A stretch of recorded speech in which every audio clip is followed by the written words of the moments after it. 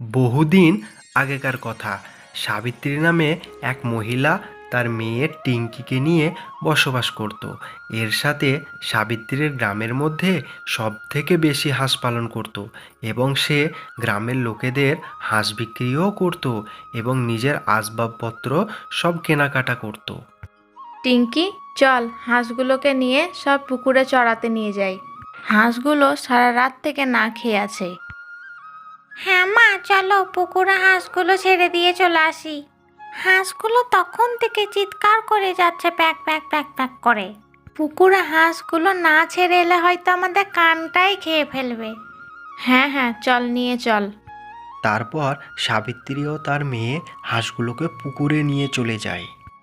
এই তো পুকুর চলে এলো, এবার তোরা যা খাবি খেয়ে নিস পেট ভরে, তারপরে বাড়ি চলে আসিস। বাড়ি ফিরে আর আমাদের কানটার খাস না। হ্যাঁ তোরা খা, আমরা একটু বাড়ি থেকে ঘুরে আসি। এই বলে হাঁসগুলো পুকুরে চড়তে শুরু করে এবং সাবিত্রী ও টিঙ্কি বাড়ির দিকে রওনা দেয়। সাবিত্রী ও টিঙ্কি বাড়ির দিকে যেতে দেখে একটা শিয়াল বেরিয়ে আসে এবং হাঁসগুলোকে ধরার চেষ্টা করে। বাবারে, কতদিন ধরে যে খাবার খায়নি তার ঠিক নেই।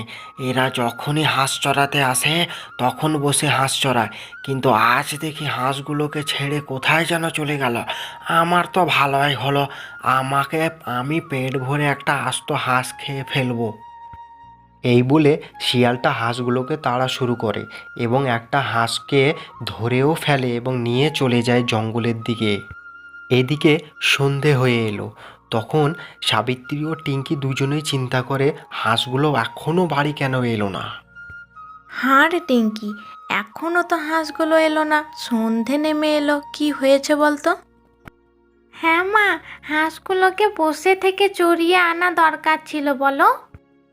এখন বিড়াল ও শিয়ালদের যা উৎপাত বেড়েছে। তাড়াতাড়ি চলো গিয়ে দেখে আসি হাঁসগুলোকে। হ্যাঁ চল তাড়াতাড়ি। এই বলে দুজনেই চলল পুকুরের দিকে হাঁসগুলোকে বাড়ি আনার জন্য এবং গিয়ে দেখে হাঁসগুলো পুকুরে নেই। দুজনেই অবাক হয়ে যায়। আগে তো এইরকম কোনোদিন হয়নি এরকম কাণ্ড। হাঁসগুলো কোথায় চলে গেল বলতো টিঙ্কি? পুকুরের মধ্যেই তো ছেড়ে গেলাম, কোথায় চলে গেল? মা, আমি বললাম না শিয়ালদের যা উৎপাত বেড়েছে। গ্রামের লোকেরা একটা ছাগল গরুও পুষতে পারছে না এই শিয়ালের উৎপাতে। নিশ্চয়ই ওই শিয়ালদেরই কাজ, শিয়ালরাই তাড়া করেছে হাঁসগুলোকে। চলো আগে গিয়ে দেখি। সাবিত্রী ও টিঙ্কি আগের দিকে এগিয়ে দেখে সমস্ত হাঁসগুলো একটা ঝোপের মধ্যে লুকিয়ে আছে। টিঙ্কি, দেখ দেখ ঝোপের মধ্যে কেমন এখানে লুকিয়ে আছে। তুই ঠিকই বলেছিলিস, এগুলো একটা শিয়ালেরই কাজ। ও মা, আর একটা হাঁস কোথায় গেল? নিশ্চয়ই শিয়ালেই খেয়ে ফেলেছে। হ্যাঁ মা, নিশ্চয়ই এই শিয়ালটারই কাজ। ওকে একটা উচিত শিক্ষা দেওয়া দরকার, ভবিষ্যতে যেন এই এলাকাতেই না আসতে পারে।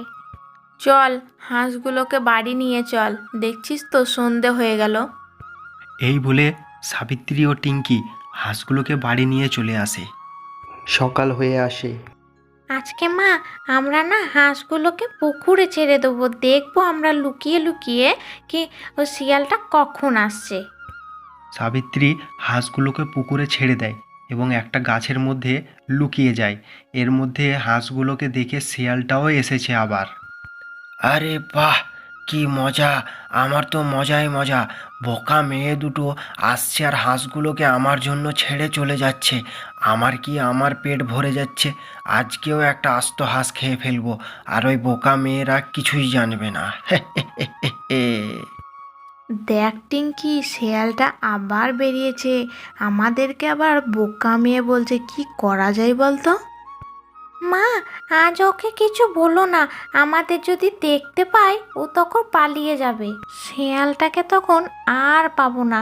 ও একটা হাঁস খাচ্ছে তো খাক, তারপর ওকে কালকে দেখছি।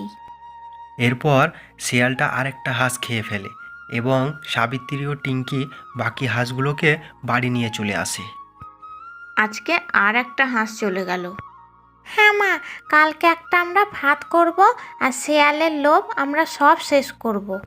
এই বলে সাবিত্রী ও টিঙ্কি একটা খাঁচা কিনে আনে এবং সেটাকে গাছের মধ্যে আটকে দেয়। মা, আমরা এখানে একটা হাঁস রাখবো, আর সেটা শিয়াল দেখে সে অবশ্যই আসবে, এবং তখন ওকে আমরা খাঁচায় ধরে ফেলবো।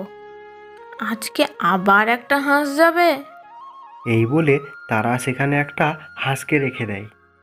হাঁস খাएंगे আজ ফির হাঁস খাएंगे, হাঁস খাएंगे আজকে ও বাবা গো, কে আছিস, বাঁচা আমাকে, আমাকে বাঁচাও। দেখো মা, তোমার হাঁস চোর, তুমি সব হাঁসের হিসাব নাও। আমি আর হাঁস চুরি করে খাবো না মা গো, আমাকে ছেড়ে দাও মা, আমাকে ছেড়ে দাও। কিছুক্ষণ আগে আমাদেরকে বোকা বলছিস, এবার আমরা মা হয়ে গেলাম? তোমার শেয়াল বুদ্ধি আমাদের কাছে চলবে না। আমি ভুল করে ফেলেছি, আর হবে না, আমাকে ছেড়ে দাও গো। তোকে ছেড়ে দিলে তুই আবার আসবি, এবং তুই আবার চুরি করতে শুরু করবি।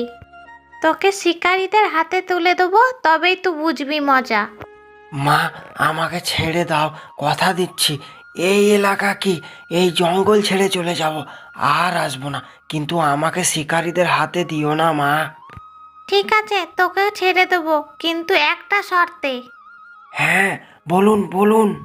তোকে আমরা খেতে দেবো, কিন্তু তোকে চুরি করতে হবে না।